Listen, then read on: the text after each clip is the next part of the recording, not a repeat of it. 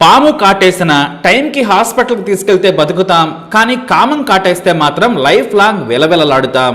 ఇదేం కామకలాపం అనుకుంటున్నారా? మంచి మనిషికి మల్లెపూల వాసన చూపించి శాంతం ముంచేసిందో కిలాడి. ఆమె వయ్యారాలకు పులకించిపోయాడు. ఆమె చిరునవ్వుకు వెలవెలలాడిపోయాడు.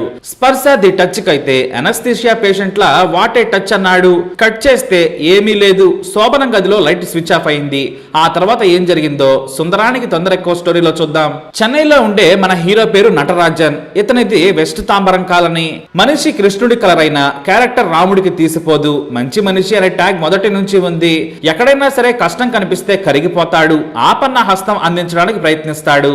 అయితే ఇక్కడే చిన్న ప్రాబ్లం వచ్చింది. ఇంటి దగ్గర ఒకడే కొడుకు, ఆస్తి ఉంది. కానీ 30 వచ్చిన ముద్దెరగడు మన నటరాజన్. అప్పుడే కొత్తగా కంపెనీలో 28 ఏళ్ల అభినయ చేరింది. కానీ ఆమె మేకప్ తో ఏజ్ ని 6కు తగ్గించింది. అంటే బాడీకి 28 వచ్చిన మగాళ్ళ లుక్కు అభినయ 22లా కనిపిస్తూ ఉంటుంది. అతని పక్క క్యాబిన్ లోనే ఉండేది అభినయ. ఎవరితోనూ మాట్లాడేది కాదు. ఇక మన నటరాజన్ తొలి చూపులోనే ఆమెను కామించేశాడు. ఈ విషయాన్ని ఆమె కూడా కనిపెట్టింది.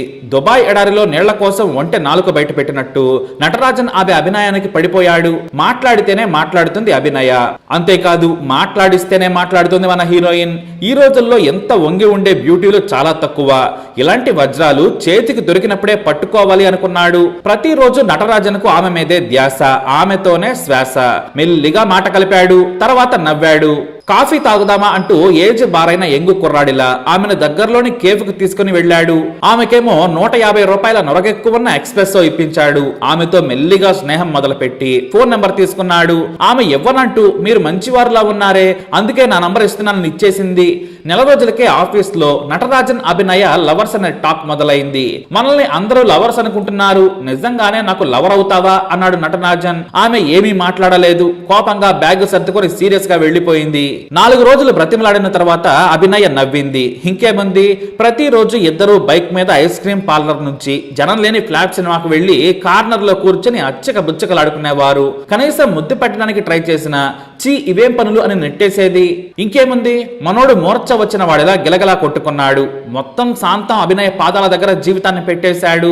ఆమెకు చీరల నుంచి డ్రెస్ల వరకు కొనిపెట్టాడు. ప్రతి ఆదివారం ఇద్దరు చిలుకా గోరింకల్లా తిరిగారు. మనం పెళ్లి చేసుకుందామా అని చెన్నై బీచ్ లో మాడిపోయిన పల్లీలు తింటూ అడిగాడు నటరాజన్. ఆ తర్వాత అలా ఆకాశంలోకి చూస్తూ ఉన్నాడు. ఈ లోపు ఏదో తడి అతని చేతికి తాకినట్లు అనిపించింది. చూస్తే తన చెయ్యి అభినయ చేతిలో ఉంది.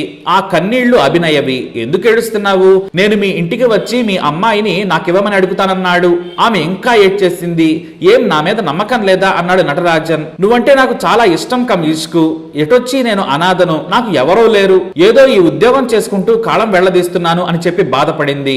ఆ మాటలు వినగానే మన మంచి హీరో ఆమె కన్నీళ్లు తుడుస్తూ పిచ్చి పిల్ల మేహోనా, మా ఇంట్లో నేనొక్కడనే ఏకాంబరం, అదే ఒక్కడనే కొడుకును. నా మాట వాళ్ళు కాదనరు. ఒక్కడే కొడుకు ఉన్న ఇంట్లో ఎంత గారమం ఉంటుందో తెలియదా? నేను అడగాలే కానీ భయంతో ప్రేమతో మా వాళ్ళు ఒప్పేసుకుంటారని చెప్పాడు. ఆ తర్వాత ఆదివారం రోజు మేకప్ వేసి అభినయను ఇంటికి తీసుకెళ్లాడు నటరాజన్. ఈమె నా ప్రియురాలు, పెళ్లి చేసుకుందాం అనుకుంటున్నాను, కానీ ఈమె అనాథ, ఎవరూ లేరు. అయితే మంచి పిల్ల, స్వాతి ముత్యం లాంటి అమాయకురాలు, మీరు ఆమెను కోడలుగా మన ఇంటికి ఆహ్వానించాలన్నాడు. ఆ సమయంలో కూడా మాట్లాడకుండా కన్నీళ్లు పెట్టుకుంది అభినయ. ఆమె కళ్ళల్లో కన్నీళ్లు చూసి నటరాజన్ తల్లిదండ్రులు కరిగిపోయారు. నటరాజన్ తల్లి మరో అడుగు ముందుకు వేసి, నీకు అత్తైనా అమ్మైనా నేనే, పిల్లలు పుడితే అమ్మమ్మ నాయనమ్మ నేనే, వారికి పిల్లలు పుడితే ముని అమ్మమ్మ ముని నాయనమ్మ నేనే అంటూ ఇంకా చెబుతూనే ఉండగా సీనర్థమయ్యి ఆపమ్మ అన్నాడు కొడుకు. మొత్తానికి మేమంతా నిన్ను బంగారంలా చూసుకుంటామన్నారు. ఇంకేముంది, 20 తులాల బంగారం చేయించారు. 10 పట్టు చీరలు కొనిపెట్టారు. అన్ని తామై ఆగస్టు 29న రంగనాథపురంలోని పెరుమాల్ గుడిలో ఘనంగా పెళ్లి చేశారు.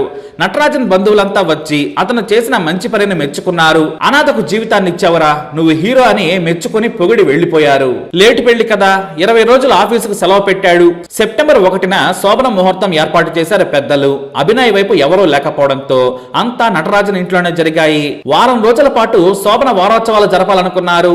నటరాజన్ కొత్త అనుభవాన్ని బాగా ఎంజాయ్ చేశాడు. ఈ వారం రోజులు మీలాంటి భర్త నాకు దొరకడం అదృష్టం, మీరు దేవుడండి అంటూ తెగ మెచ్చుకుంది భార్య. డైలాగులో ఎక్కడో తేడా కొట్టినా పెద్దగా కనిపెట్టలేకపోయాడు, ఎందుకంటే వారోత్సవాల్లో మునిగిపోయాడు. మొత్తానికి ఫుల్ గా ఎంజాయ్ చేశారు. స్నేహితులకు కూడా పొన్నియిన్ సెల్వన్ రేంజ్ లో లైఫ్ ఫుల్ టూ బిందాస్ గా ఉందని చెప్పాడు. వారం రోజుల పాటు అభినయ శృంగార కండలో ఫుల్ గా కోఆపరేట్ చేసి ముద్దులతో భర్తను ముంచెత్తి ఉక్కిరి బిక్కిరి చేసేసింది. అయితే శోభనం వారోత్సవాలు అలా కొనసాగుతూ ఉన్నాయి. వారం రోజులు గడిచిన నటరాజన్ నాట్యం ఆడుతూ ఉన్నాడు. వన్ ఫైన్ మార్నింగ్ ఉదయం 6 గంటలకు నిద్ర లేచాడు. ఇంట్లో ఎవరూ కనిపించడం లేదు. నటరాజన్ తల్లి బంధువుల ఇంటికి వెళ్ళింది. తండ్రి బయటికి వెళ్ళాడు. రాత్రంతా అలిసిపోయిన నటరాజన్ బయటికి వచ్చి బ్రష్ చేసుకుందామనుకున్నాడు. భార్య కిచెన్ లో కాఫీ పెడుతుందిలే అనుకున్నాడు, కానీ కనిపించలేదు. తండ్రి కూడా లేడు. తన తల్లి గదిలోకి వెళ్లి చూశాడు నటరాజన్. బీరువా అంతా చిందరవందరగా ఉంది. బట్టలన్నీ సర్దినట్టుగా ఉన్నాయి. ఇటు అభినయ్ మాత్రం కనిపించడం లేదు. వెంటనే ఆమెకు ఫోన్ చేశాడు. మీరు ప్రయత్నిస్తున్న నంబర్ అందుబాటులో లేదు, లేదా స్విచ్ ఆఫ్ చేసి ఉందని చల్లగా కబురు వినిపించింది.